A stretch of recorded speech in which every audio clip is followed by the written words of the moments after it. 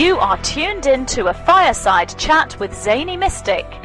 Join us now on another exciting metaphysical journey. Relax, tune in, drop out, and take a seat by the fire as we explore new realms and possibilities. This is Magenta Pixie. You can find me at magentapixie.weebly.com. But now, here is Zany Mystic and guest. Enjoy the show. Greetings, everyone, and welcome to a Fireside Chat with Zany Mystic. I'm your host, Lance White. Tonight, my guest is Nancy Restar. Nancy Restar descends from Redmond, Van, Shepherd, Parker, Cherokee bloodlines on her mother's side. She's the author of several books. The Star Ancestors Trilogy, Life with a Cosmos Clearance, and UFOs No Threat, Official Eyewitness Testimony. In 2004, Nancy became the executive producer, director, writer, and hostess of her upcoming feature documentary entitled Star Ancestors. It is slated for theatrical release and worldwide distribution in the winter of 2012. Nancy also directs Willow Spirit Productions and Willow Spirit Press, which were created for the purpose of documenting and distributing the archives of the testimony of world indigenous peoples and select members of the military-industrial complex. She has created a library of text, audio, video support documentation for educational seminars, lectures, and workshops around the globe. She has been written about in numerous magazines, including Nexus, UFO Magazine, Fate, New York Magazine, Elle, Shaman's Drum, Magical Blend, and was on 3 episodes of Ancient Aliens on the History Channel. Her speaking engagements include the International UFO Congress, Bay Area UFO Congress, ConspiracyCon Conference, World Universal Expo, the Roswell Museum, Orange County MUFON, the Aztec UFO Symposium, Omega Institute, and she has appeared on Coast to Coast with Lee Strieber, South African Radio, KRZA Hawaii, Contact Talk Radio, Sirius Satellite Radio, and Atlantis Rising. And at last, she has appeared in various video, television, and film productions. So, let's welcome this amazing guest to the show now and find out more about her. Hi, Nancy. How are you? Good evening. I'm well. How are you? Good. That's quite a resume that follows you. But you know, when I was watching your YouTube videos, I was just totally taken by your energy and your intent. And so I was thinking it might be a good idea for us all to hear a little bit about your Native American heritage and how your spiritual path has brought you to where you are now. Well, my YouTube channel has has some of my family, my relations on there. Uh-huh. And my mother was a descendant of Cherokee, the Matthews family, the Vans, the Parker. Bonnie Parker is a relative of mine, actually, of Bonnie and Clyde. She was a Cherokee. Oh, wow. Yeah, her dad was Cherokee, and she was in security. She was a poet before she became a bank robber. And the reason that she became a bank robber, her and she met up with Clyde, was because of the Federal Reserve. Ah. And they failed to even mention that in Bonnie and Clyde, and they don't mention she's Cherokee, and the Cherokee don't like the fact that she was Cherokee and she was a bank robber. That's part of the reason why I'm not affiliated with the Cherokee Nation. Ah. A couple of my relatives were who didn't follow the party line. They weren't Christian, and they robbed banks, and they were very rich and landowners. And but as far as my uncle over in Oklahoma, I have some relatives from the family that were on the walk and then ended up, of course, through the Trail of Tears over in Oklahoma. And Bonnie Parker stayed in my uncle's place. He was hiding her out for quite a while. And my cousin is you'll see she's up on my YouTube site. Her name is Shona Bear Clark, and you'll see some of the videos of her. I have some clips from the movie. We're editing now. Oh. I've been working on it for a long time. People don't realize writing, and I didn't realize. It's a good thing I didn't finish the film before now because I didn't know what I was doing. You get to a point where you realize what's important and what's not, and that takes years. It really does. It's not like writing a book where you have a certain 6 months, you got a contract, and you have to have it done. Well, with a film, it's very, very different, and it takes a long time. It's very difficult. It's a very difficult process. Plus, independent film, documentaries, you have to also raise your money, and that takes time too. So I started this film, and the director was a very well-known Choctaw director Phil Lucas, and he did The Broken Chain, and he also was involved in that Native American series that was on, Turner? I think it was a Turner production. And he passed away during the course of this process, and so I had to take it on to direct it because there was no point in trying to get it somewhere else. And so I had to learn the whole process, and I've taught myself limited editing as well because you kind of have to you have to multitask when you don't have the kind of funding where you build a team. So I started this project after I was teaching American Indian Society, which was a course under the history department at Bard College back in Annandale-on-Hudson.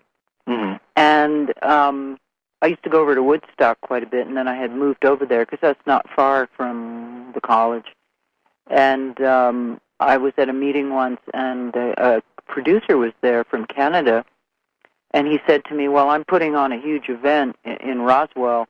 It's the 50th anniversary of the crash. How would you like to produce all the indigenous part of the event? We have we're going to have a global telecast from Australia and Peru and North America, and you can line up all of the indigenous elders to speak. And of course, it was a huge event. We had great sponsors. We had Pepsi and Frito-Lay and Budweiser even. Wow. And then they had that event over there in California that was a black operation where those people allegedly took cyanide, but they were actually killed. Right. That was not a mass suicide by any means. I think that that event happened to stop this event because they didn't want 150,000 people in a huge rock concert. We had U2, and we had Sheryl Crow, and we had the guys from the, not just the Chris Carter. We had just an amazing, because we had a marketing company. Well, the producers, the executive producers, had a marketing company in New York that had done the Michael Jackson Pepsi deal, and so that brought in the big sponsors for a huge rock event, and they didn't want that. The powers that be did not want an event on Roswell, and they didn't want that kind of attention globally because we were having satellite global telecasts from from Australia and from Peru. And so after that event, we lost our sponsors. They didn't want to be involved, of course, in where you'd have 150,000 people, and then some of them might take that recipe. You know?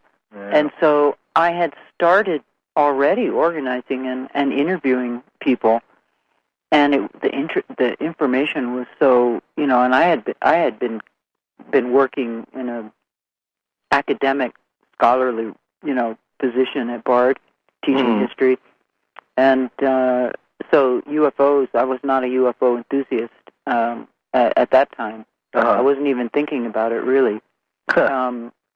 And so when the event crashed, I was in Roswell scouting locations. I moved. I had to go out there, ahead of production. And then we lost all our funding, and so I decided to continue on because the information was so fascinating that I was getting. And I decided to do a book, a series, you know. It was in the beginning with just one, but it turned into three, a trilogy. And I was fortunate enough I did get Random House as a publisher, but when I turned in the manuscript, they refused to put in the artwork, which didn't work for me. Right. There was no way I could do the book without, because it has a tremendous amount of artwork. Oh, right. And so that's what makes the book in many ways so beautiful. And so I went on and went with Inner Traditions in Bear & Company up in Vermont. Oh, so isn't that Barbara Hand Clow's company? Well, she wasn't with them when she wasn't then? No. Yeah, they bought Bear & Company, which in a way it was kind of too bad, because that really changed the publishing house. I mean, I liked it better before. Yes, they did. They bought Bear & Company, and it had gone into bankruptcy, and they did an auction, and they bought it, and so that added other people, and you know, I don't know, it's quality or quantity, and so I was lucky that I got in when there was just incredible quality. It was just very one-on-one. When they expanded it, it's hard for a small company to keep up with that many authors, but I liked it better when it was more traditional. So anyway, they did a beautiful job with the book. They are actually now doing a second edition, which I'm very happy about. Yeah. On the first book, they did two books, and I'm going to publish. I'm going to be publishing the third one to come out hopefully simultaneously with the film. Well, now, what are some of the most significant revelations or findings that you think the public would want to know about, especially given? I mean, you could probably go on for hours about that, huh? I had no idea what I was doing when I started. Just like you know, everything is a learning experience. Right. And I thought, well, I'll just go interview these people about, you know, about UFOs, and well, you know, I had no idea how deep and profound and really deep. Well, I mean, the first star I mean, way back of stories that are told and retold and shared for generations. And the star elders and the star family that came here. Oh, sure, and of course at that time, it was 12 years ago, it was still very taboo. Yeah. You know, that was something that was kept for the clan society, and it's kept for the ceremonies, and it's kept for the rituals, if it had been kept at all. Right, because, I found that I had to go down to Central America and Mexico to go to the source, where the information was much more accessible, because it was so hard to get to find elders. You know, they're very special people that would know about that information and be able to really talk about it. Like just like now, there's very few. Well, they've all been killed off. Well, they're all gone. Right. They passed away, a lot of them. Yeah. I worked, you know, Clifford Mahuti, that I was on the History Channel on Ancient Aliens with, is a good friend of mine, and he speaks very candidly about the beings that come into the kivas, you know, into the rituals, and that they brought the rituals to them, and and I can't really elaborate on Kachinas because I'm not initiated in that society, but he's somebody that you should interview. Okay. And so I found that there were very special people that really knew a lot. And I was lucky that I was directed. They just fell on my path, you know. You can't make that happen. It's it's either meant to happen or not. And, right.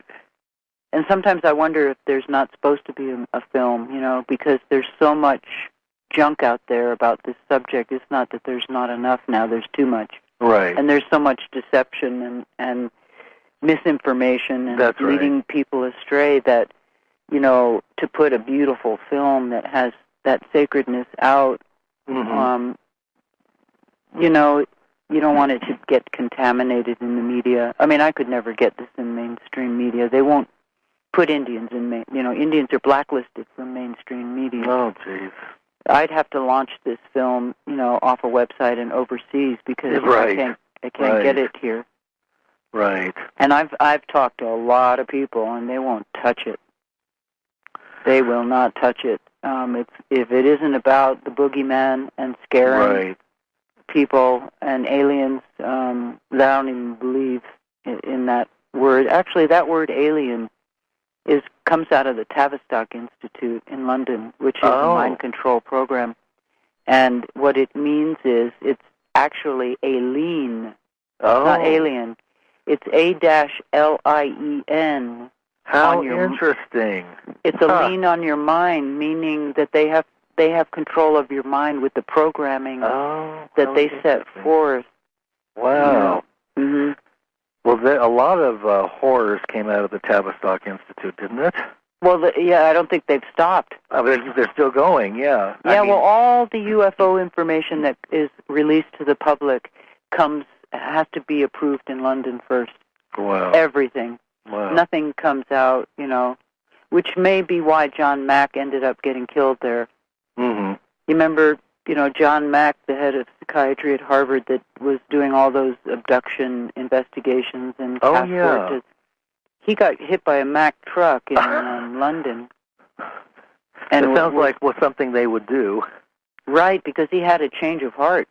They use symbolism and numerology and the rest of it to. I know. So he would be hit by a Mack truck. Yeah, he had a change of heart about what he learned because, the abduction thing is just a big bunch of BS. Well, weren't you talking about this in one video that it's largely done by the black ops groups to... It's the NSA, it's post-hypnotic subliminal scripting. Yeah. And that's part of that agenda has to do with weaponizing space and weaponizing everything here on the planet. Exactly. That's what's really behind, that's what is behind that missile defense shield. Oh, yeah. It's interesting because I was just listening to one of my subscribers had put up the Art Bell interview with the two Hopi grandfathers that was done 12 years ago. Wow. And they're talking about the technology that the purifier, because another thing that's interesting is I didn't make up my name. My family is Red Man, but I was married to a Crow man whose family were Red Stars. They were Absaroke, and so that name I got because of the marriage. And so I kept the name when we divorced, but the Red Star comes after the Blue Star, Kachina. The Red Star it's the purifier. Oh, right. And in this interview that's on YouTube, they talk about the Red Star is the purifier who has the high technology, who can take care of everybody. Take care of the merchants of the earth that are committing genocide and now on the indigenous people of the world. Yes. On all of us. Well, now all of us, yeah. And we're all considered part of the slave race. True. So now the Red Star hasn't arrived yet, as far as I can tell. No. I mean, if it has, I missed the train. My understanding from the Covenant of Iron Mountain is that their ultimate esoteric, and if you'll excuse my French, I call it a wet dream, is to seat Satan on the holiest of holies, on the Temple Mount. They have practical reasons for taking over the whole Middle East and the Asia, the parts where they're beginning, they're continuing now with Iran. Right, but their esoteric occult dream and motivation is to control Temple Mount because they want to seat Satan, because they're Satanists. That's it's Skull and Bones is a death cult. Yes. It's nothing more than a death cult, and that's what their goal is in an esoteric, occult realm, is to seat Satan on the holiest of holies. Yeah. Because then they will control. They want to wipe Jesus, the name of Jesus, off the face of the earth, and not that the Israelis believe that Jesus was the Son of God. They say the Messiah is still coming. Uh-huh. But most people believe that Jesus was the Son of God, and they equate that with Bethlehem, Right. and Temple Mount, and so they work on multiple layers. They don't just work on the practical oil and centralization of power through a one-world government. They're also working in an esoteric realm. Oh, yes. And that may be the larger area that they work in. It really is. The invisible area, It's the primary driving force behind everything else is a byproduct, or you could say it's, of gravy. Integrated into that esoteric agenda. Yeah, well, they have to.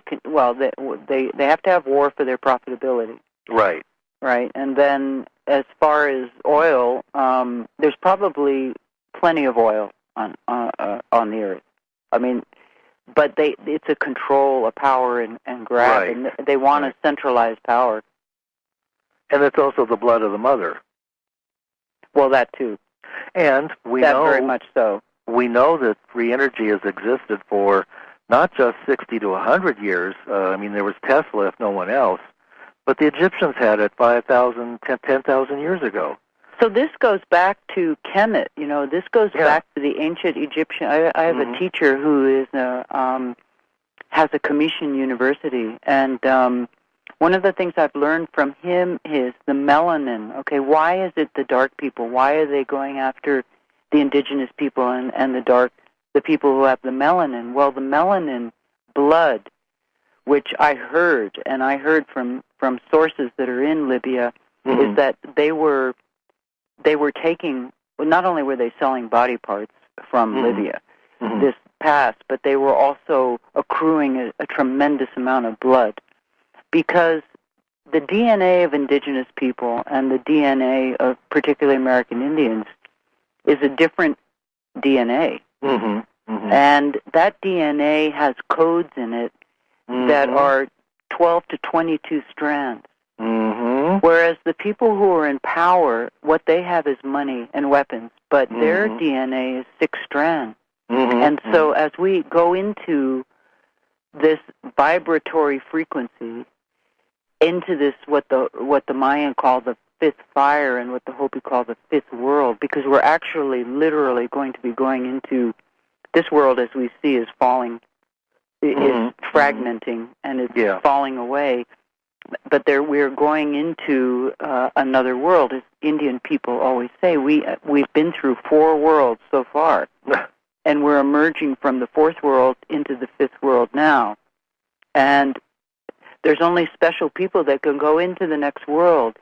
Your vibratory frequency has to have the light harmonics, okay, in order, because there's a frequency that's going to be coming on this planet that's never been here before. So you can't go into the next world with an M16. That's one of the reasons why they don't care if they destroy the whole world, because they're not going into the next world. Right. They literally will meet the purifier, and before that happens, and will disappear. They will literally be disappearing, I believe. Huh. Well, yeah, you're not the first person to say that. So, there are numerous versions of this, but the bottom line is that if you're vibrating at a low frequency, which includes death and murder and rape and the whole rest of the horrors that have been going on this planet on a global scale, then you don't have the necessary frequency codes to raise up into the next level. Exactly, incompatible. And so if you create a world of hatred and anger and violence, just look at what, a lot of people don't, but if you see what they're putting out now on television, the morals are completely gone. My gosh. It's everything. Yeah. And so you degrade the morals and corrupt. It's all about corruption of the mind, really. Yes, it is. I agree with you. It really is. And so, it's almost as if they're looking for those that they can control. Once they're removed, they will have fresh souls to rule over in some other realm. I don't know. well, I don't think so. I think they will never. That may be a dream of theirs, but I don't think it's going to happen.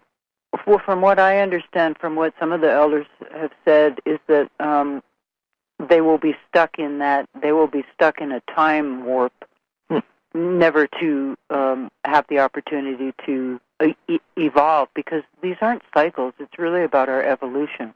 Right, right. And so that's why they are culling. Mm-hmm. They're depopulating now. Mm-hmm. It's really obvious. I mean, it's very obvious to me. Oh, yeah. Well, the chemtrails is just one example of maybe 50 or 60 things we could probably name right off the top of our brains. Yeah, like this last week, they dumped 2 million oral rabies vaccinations. They dumped them from the air. I heard about that. In Texas. Yeah. Yeah. Wow. Not to even speak that they had to pull tissue canisters from bed and beyond. Yes, they were radiated. Radiated canisters. Isn't that amazing? So the other thing that you see, the inside of the Earth is occupied. The inside of the Earth is like the hollow Earth is like the inner Earth.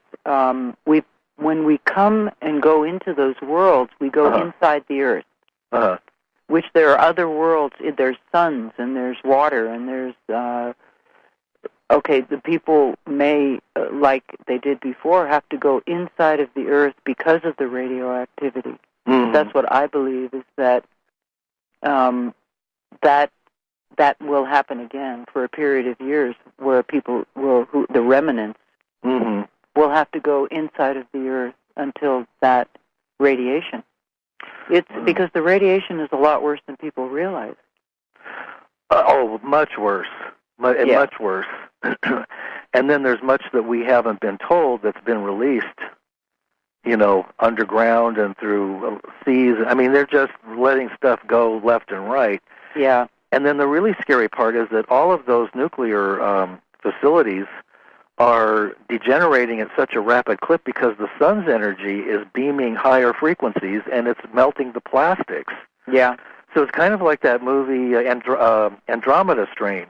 Mm-hmm. Where they were in this underground bunker, and they had found a thing from outer space that started to destroy the seals in the labs. Mm-hmm. And I think that's what's happening with the with the nuclear plants, and that's going to be when the real disaster hits, when the gaskets start to go, because you can't replace those. It'll just be one meltdown after another. Mm-hmm. And I do believe that many of those are intentional. Well, I think so. Because they've known. I mean, they have all the ancient texts. Yeah. All of the Egyptian texts, all of the Mayan codes. I mean, they have all those books at the Vatican. They know that's what right. was prophesied and what was seen. And they're the ones that are funding many of the black projects. Exactly. I talked to one person who talked about Project Pegasus that was funded by DARPA and the Vatican. Yeah, yeah. So, and I'm sure that's just one of thousands of projects that are ongoing. Well, of course, people don't realize too that the Pope before this Pope worked for I.G. Farben. He was a cyanide salesman for the Nazis. And they distributed AIDS in the aspirin, I believe they did.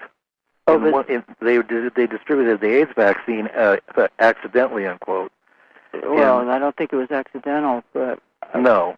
I could say that these beings that we're talking about that do this are like the vampires of consciousness. They feed off of us. Right. Because they're not connected to source, obviously. Yeah, they aren't going into the next world either. And so it's kind of a scorched earth policy as far as they're concerned. It's a scorched earth policy. And you can see that everywhere around you. I know. And it's hard for all of us who live here on what was supposed to be a peaceful planet to find out what's really going on the planet. Yeah. And that we're living at the effect of a bunch of super wealthy insider psychopaths. They're really vampires is what they are. But, I was also told by the Cree elders that that people have to, and this is what's so difficult, not to be compassionate and to have compassion for.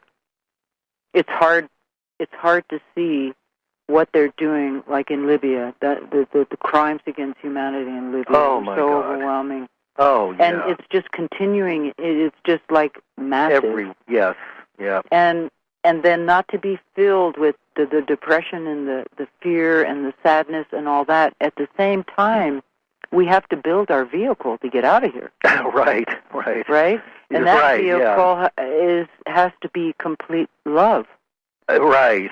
It's like a Merkabah. That's our vehicle. We have to build that love, because you can't get out of here if you don't have that Merkabah, what they call that vehicle. Right.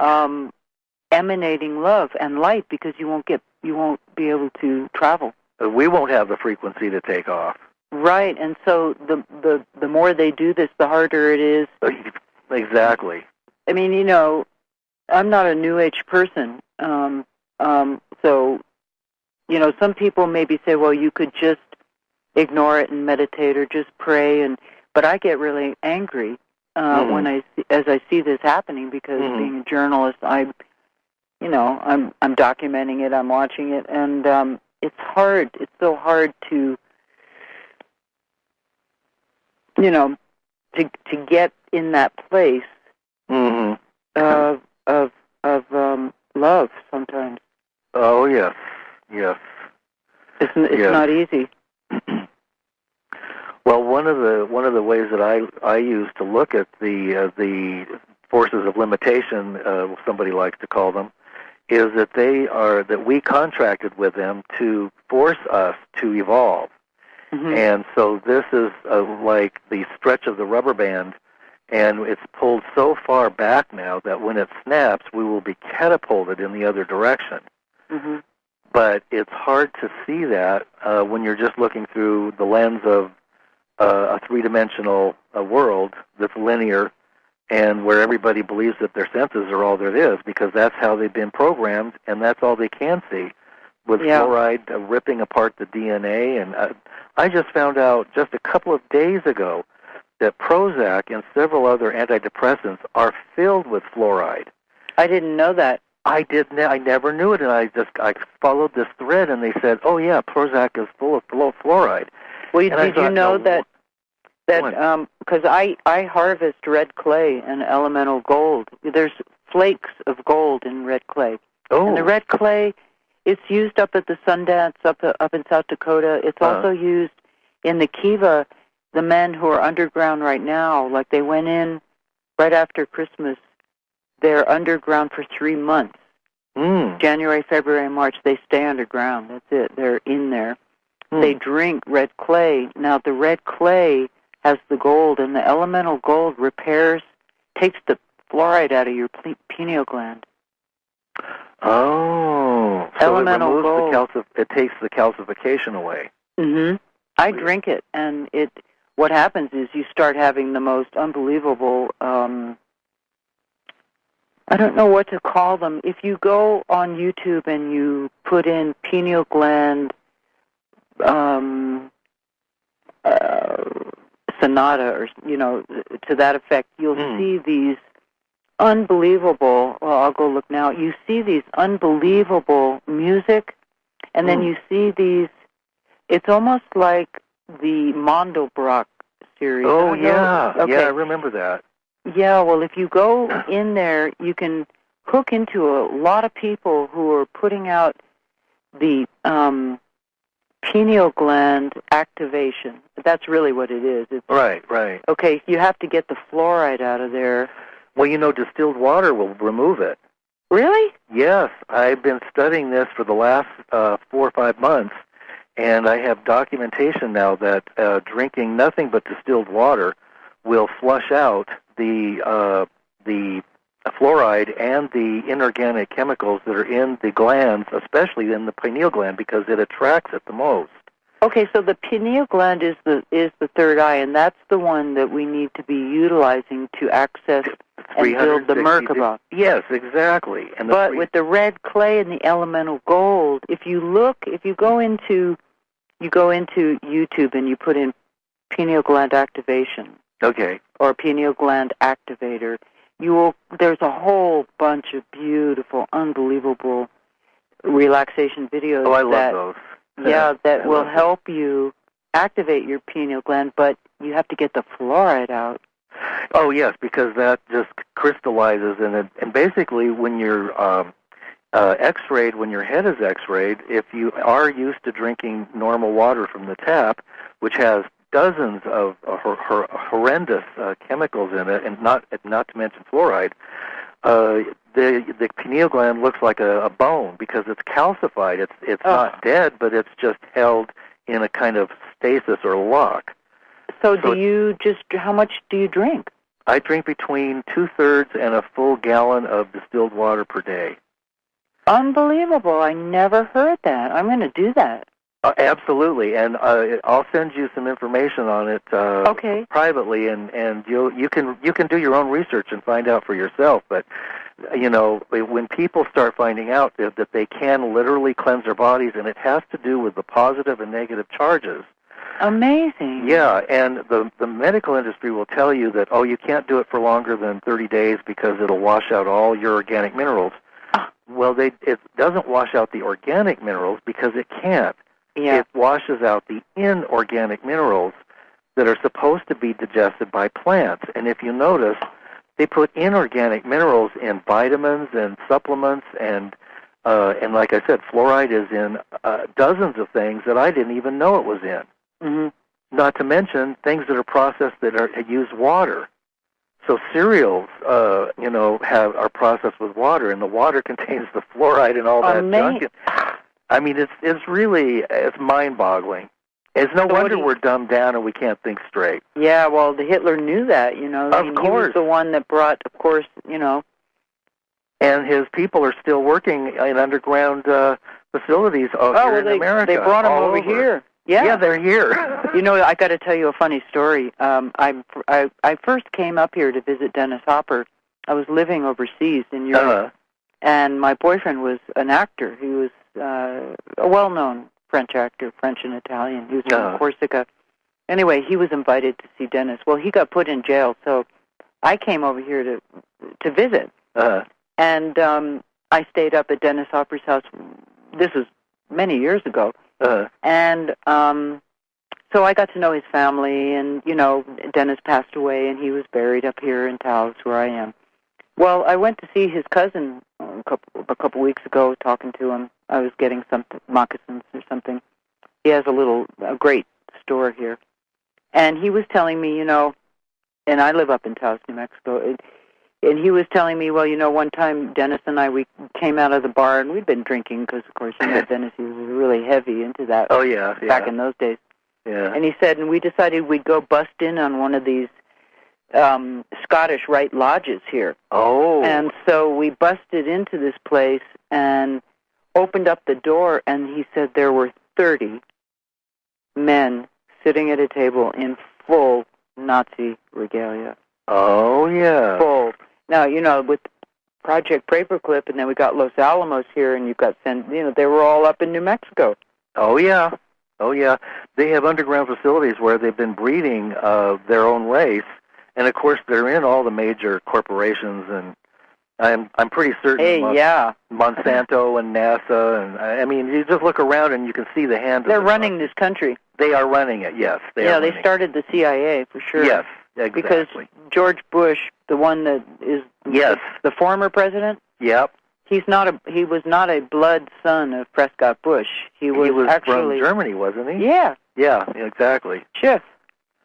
Yeah, there's a horrific story on that, and that whole story is detailed on one of my guest sites. Alex Putney has a site called humanresonance.org, Oh, okay. And you I'll can write read that down. you can read the whole story, and I can't remember which PDF file. It's all free, and I was absolutely blown away at the technology they have. They have stealth technology. They have gold reserves, and he said there's even an underground facility where the Nazis are allowed to go into the gold rooms, but they have to be in their underwear, and they can just roll around in it and play in it and probably have. Well, of course, you think about it. Think about the gold. See, the gold activates, it repairs, and it repairs the DNA. Yeah. Not only does it clean the pineal gland from it also repairs DNA. And that's the big problem they got, is their DNA. They're the wrong strain. It's been that way for thousands of years. It's the same interbreeding, interlocking families. Thank you. Yeah. Thank you very much. And that's why they created the alien agenda, the boogeyman, the abduction. The cattle mutilations are done by our own government. The star beings do not need a vehicle to come here. Precisely. So when people say that there are ships that are, they're about 6 months away, I just laugh because, those aren't any ships I want to meet. Those are back engineered. I mean, I've got some old. Actually, I was just invited to speak at the Pythagoras conference that's coming up in October. Oh, okay. And it's going to be in Kentucky, Indiana, but it's the Pythagoras conference of science and consciousness, and because I have some 1938 handheld Third Reich footage of the craft they were building, because they had them up and running by 35. They had those vehicles up and running. They recovered one out of Brazil in 1931, and they back-engineered it. That was a long time ago. They had all that stuff in the 30s, including the atomic bomb.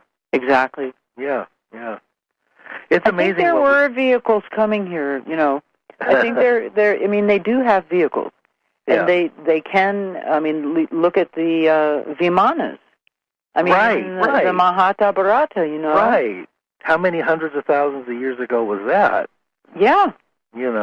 And they had a nuclear war there, because there's a great interview with Winston Churchill's nephew, Sir Desmond Leslie.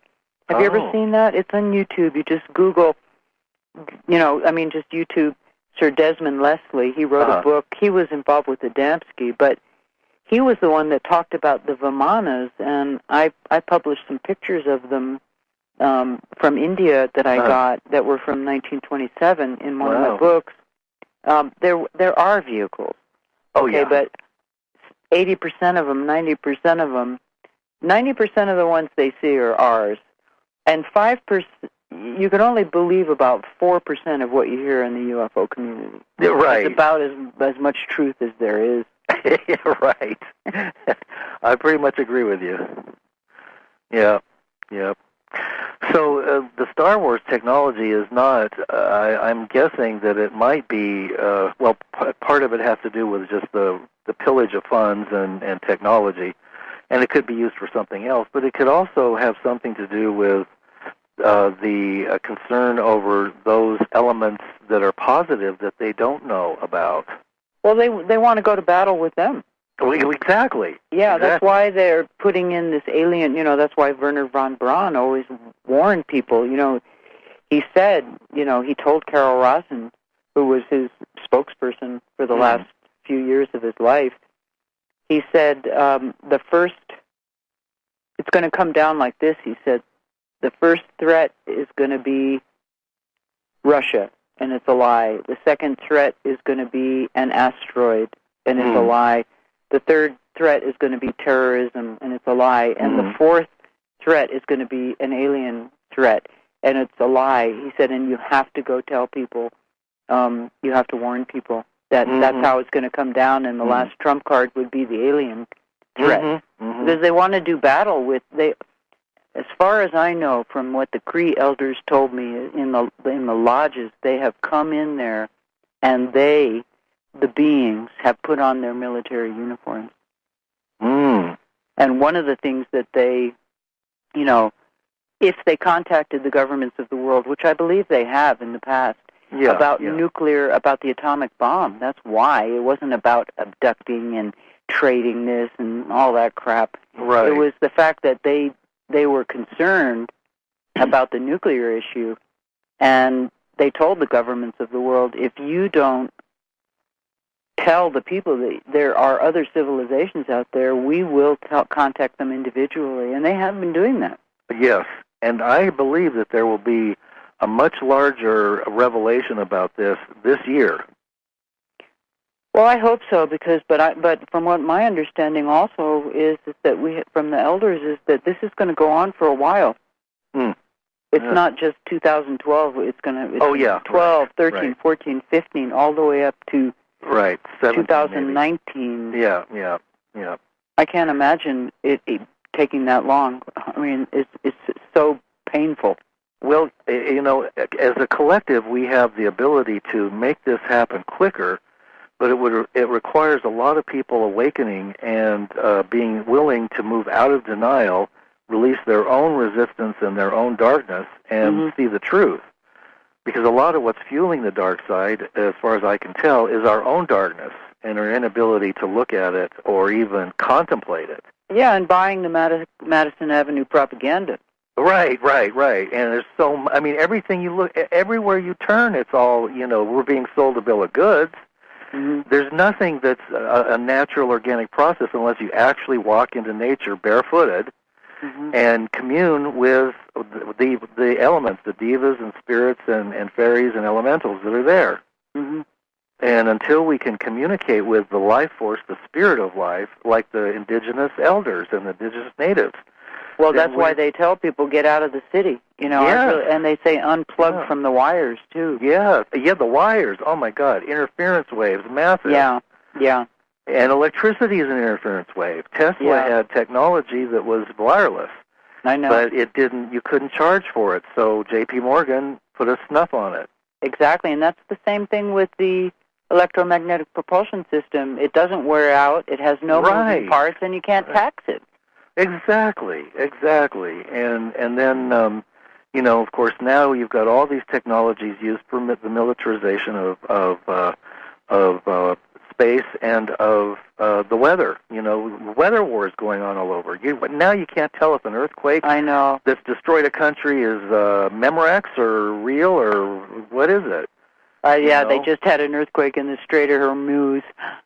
Yeah, it was a scalar threat. Yeah, and from what my understanding is from the elders who have said that they are not the ones that have come in with the uniforms on said that they are not pleased with the HARP program at all. They're going to take it out. Oh, good. That's what they told them. You're talking about people who are with limited consciousness, who have an us-them mentality and are destroying everything they possibly can get their hands on in order to be in control. But that is an endless game that goes nowhere because there is no thing that you can control. And you are destroying yourself when you destroy some aspect that's around you. So, well, again, I don't think they care because they can't go into the next world. Well, that's right. No. Yeah. They don't have the DNA. That's right. They don't have the melanin. Yeah, unless they figured out some way to genetically modify it. They're genetically modifying everything else that we they're drinking blood. Well, right, yes. That's why they drink the blood. And eating hearts right out of the body. Yeah. I shouldn't be laughing about it, but I mean, what can I... They really are vampires of consciousness, They are. They want to upgrade their consciousness, but they have to do it. They can't do it in any other way than an artificial intelligence. That's right. That's right. And they have artificial intelligence, and they're using it against us. Yeah, it's going to be tough. It's going to get a lot worse before it gets better because the prolonging of the experience is allowing or enabling people to wake up. Right. Right. If everything turned around tomorrow, 80% of the population is still asleep. That's right. It always shocks me to see, people who are actually pleased about killing.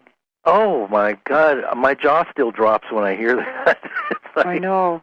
No matter how many many from times, our country. Yeah, yeah. It's just, well, when you think of the mentality of people who go to football games.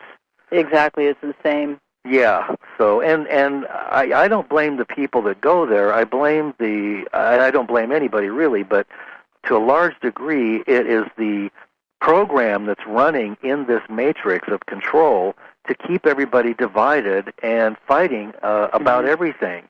Mm-hmm. Games, sports, movie stars, the whole thing. It's all designed to keep us separated. Yeah, well, that's the CIA strategy. Exactly. Yeah. Exactly. And if you think the CIA was started by the Nazis. Yes, it was. Yeah. Yeah. So, and they're still in control more than ever. I think so. Well, they were moved over here and installed into high positions, and you can see the hand of the Nazi movement everywhere you look. But they're good deceivers. They're very good at, Oh my gosh! Look at them. Look at the ones that are up there now running for. I mean, they're all creepy. Oh yeah, yeah. Well, the Bush family is one of the most insidious of them all. But then Barbara Bush is the daughter of Aleister Crowley. Oh, right. I forgot about that. Jeez. And then, you've got the whole satanic movement with royal families. I won't mention any names. But yeah, no, they're all in it together. They're all in it together, and that ties into the mafia families. And yep.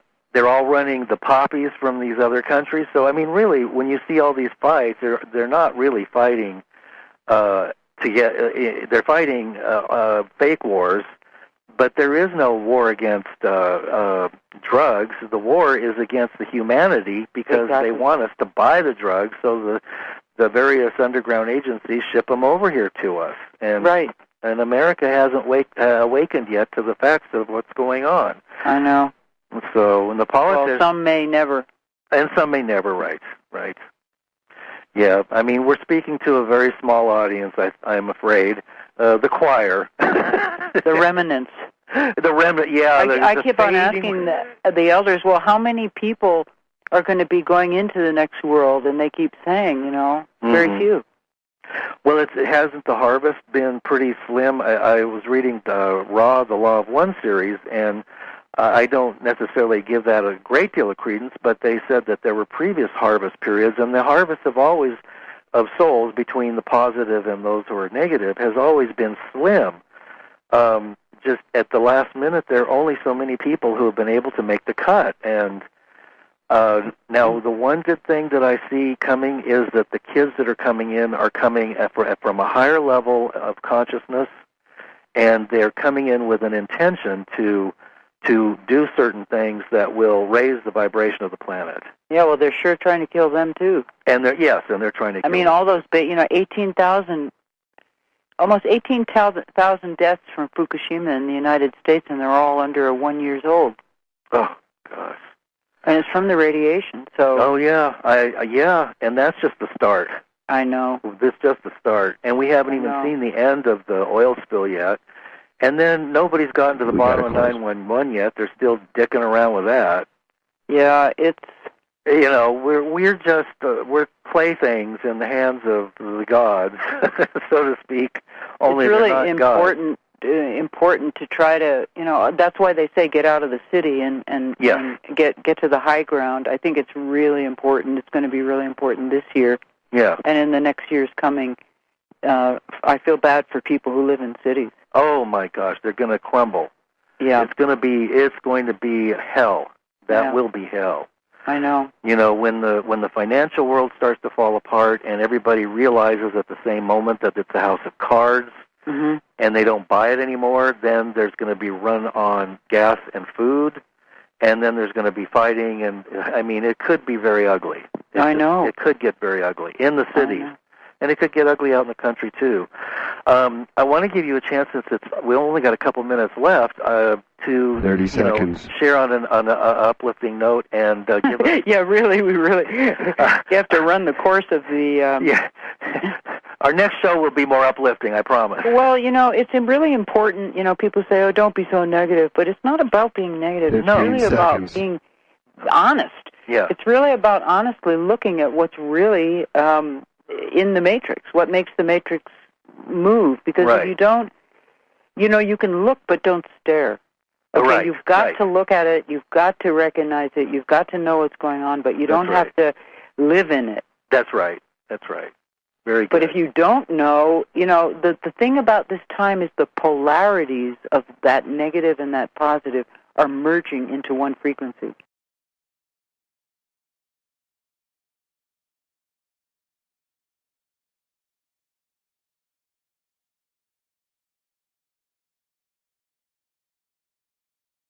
Hey, listen, we got to go. NancyRedStar.com, and, the YouTube channel, just Google and put Nancy Restar in. All right, Nancy. Thanks a million for being on tonight. I had a great time with you, and I'll have you back again. Okay. All right. Good night, everybody. You are tuned in to a Fireside Chat with Zany Mystic. Join us now on another exciting metaphysical journey. Relax, tune in, drop out, and take a seat by the fire as we explore new realms and possibilities. This is Magenta Pixie. You can find me at magentapixie.weebly.com. But now, here is Zany Mystic and guest. Enjoy the show. Greetings, everyone, and welcome to a Fireside Chat with Zany Mystic. I'm your host, Lance White. Tonight, my guest is Nancy Restar. Nancy Restar descends from Redmond, Van, Shepherd, Parker, Cherokee bloodlines on her mother's side. She is the author of several books, The Star Ancestors Trilogy, Life with a Cosmos Clearance, and UFOs No Threat, Official Eyewitness Testimony. In 2004, Nancy became the executive producer, director, writer, and hostess of her upcoming feature documentary entitled Star Ancestors.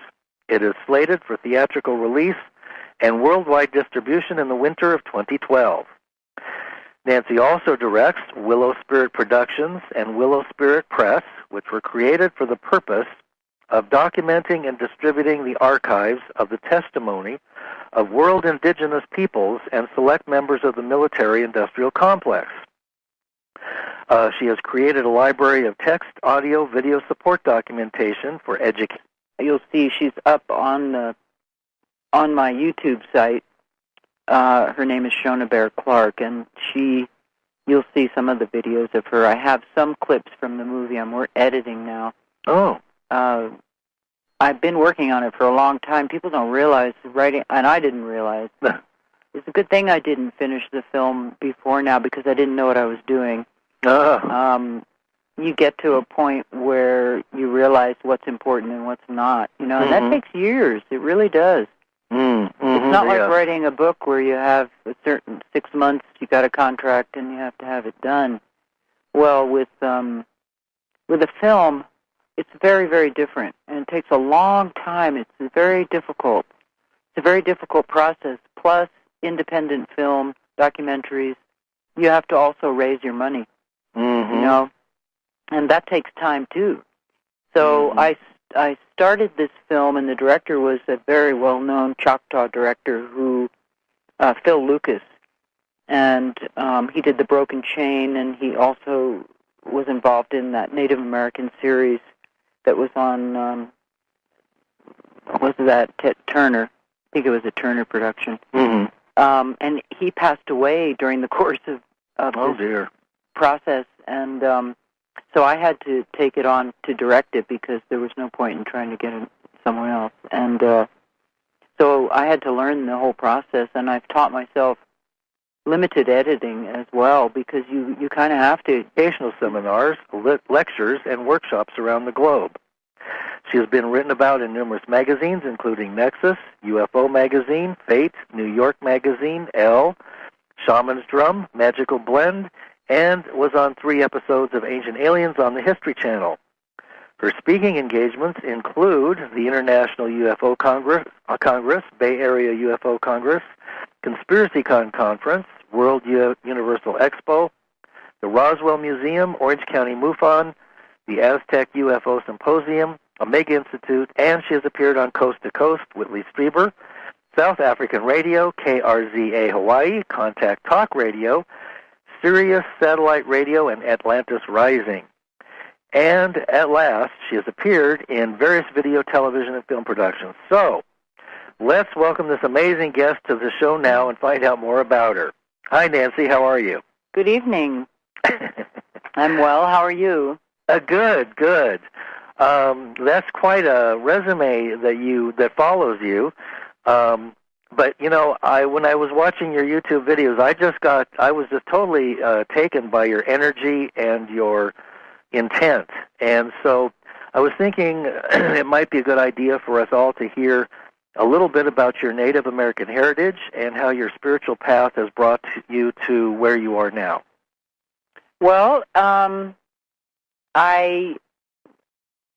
my YouTube channel has quite a bit has some of my family. You have to multitask when you don't have the kind of funding where you build a team.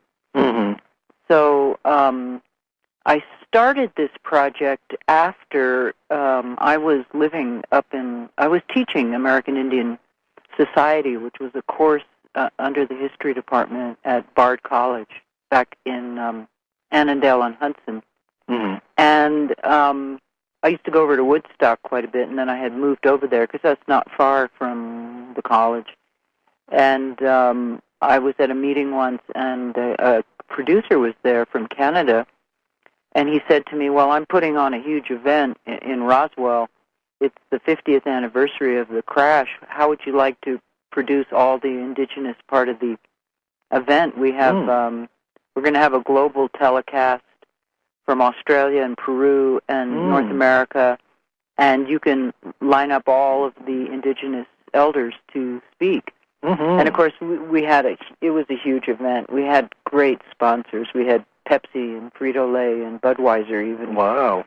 And then they had that event over there in California that was a black operation where those people allegedly took cyanide, but they were actually killed. Right. That was not a mass suicide by any means. I think that that event happened to stop this event because they didn't want 150,000 people in a huge rock concert. We had U2 Relations on there. Uh-huh. And my mother was a descendant of Cherokee. The Matthews family, the Vans, the Parker, Bonnie Parker is a relative of mine, actually, of Bonnie and Clyde. She was a Cherokee. Oh, wow. Yeah, her dad was Cherokee, and she was in security. She was a poet before she became a bank robber.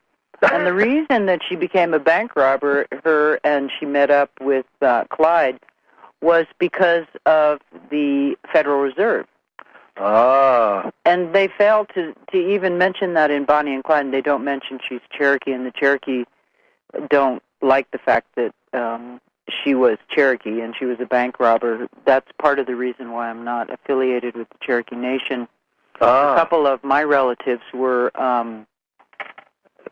didn't follow the party line. They weren't Christian, and they robbed banks, and they were very rich and landowners. And